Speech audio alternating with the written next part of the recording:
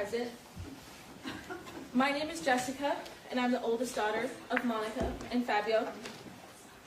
In the spirit of trying to heal from this very horrible situation,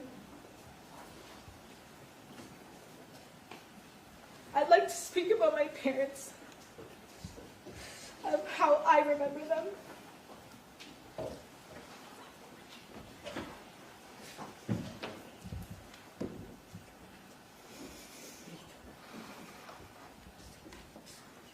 Every day growing up, my dad would send my sister and me off into the world with the same words: be smart, be strong, chin up and charge the mountain. That mantra became the foundation of how we live our lives.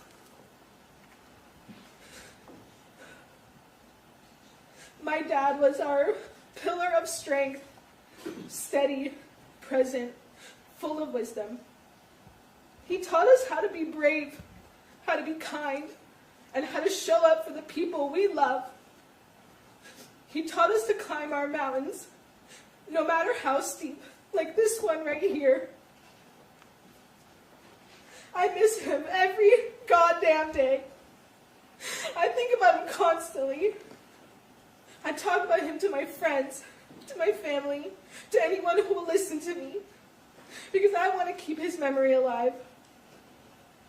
I often watch old home videos just to hear his voice, to hear his laugh.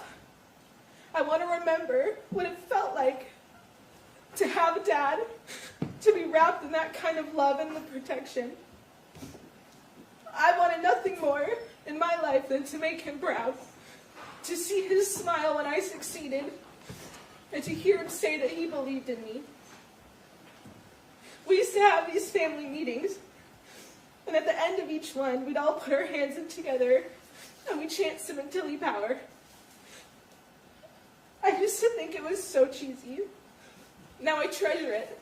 I'd give anything to just sit in one more of those meetings. I know how lucky I was to have a dad like him. He was the best dad anyone could ask for. I have to remind myself that it's better to have had him and lost him than to have never had him at all. I still feel him around me. I hear his voice all the time. When someone I love says something he would have said, I know it's him there with me. When I got my acceptance letter to UCLA, all I wanted to do was to call my dad and to tell him. When I started to cry, heartbroken that I couldn't share that with him, I looked up and I saw someone wearing a sweatshirt with his alma mater on it. I know that was my dad, and I know that was him telling me that I'm here, and I see you, and I hold on to all moments like that. And then there's my mom, my rock. When you're young, you don't realize that your parents are figuring out life too. It's their first time too. My mom had me when she was my age now, and I think about that a lot. How young she was, how brave she had to be. She moved away from her own life and family to support my dad's career, and she did it without asking for anything in return. She gave her entire self to us. She was always there at every school event, every heartbreak, every milestone. She's the most supportive, selfless, funny, and loving person that I know. And she's strong. She taught my sister and I what it means to be a woman, to show up, to fight for your family, and to give love freely.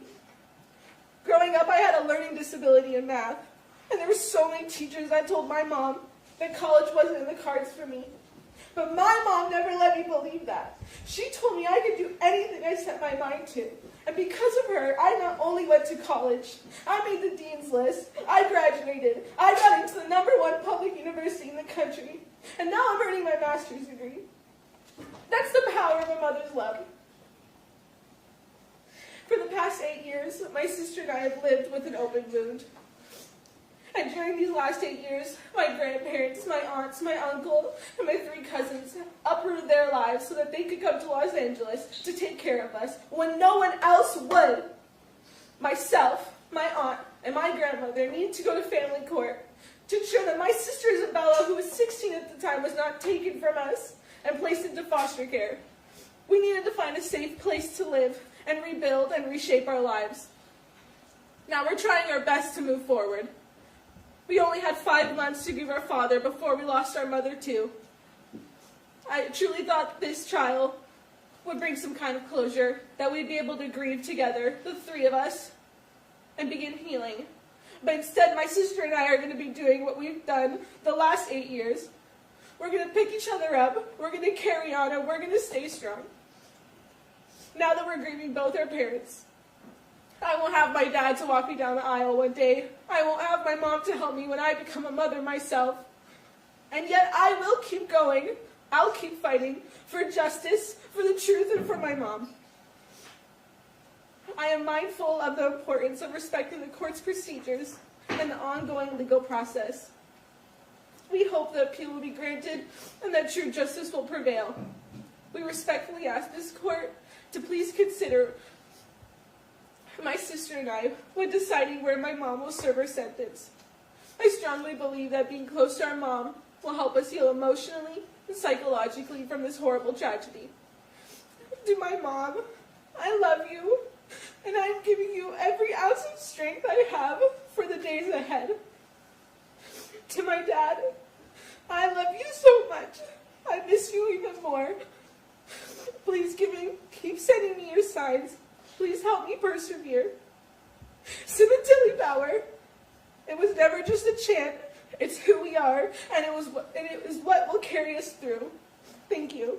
Thank you.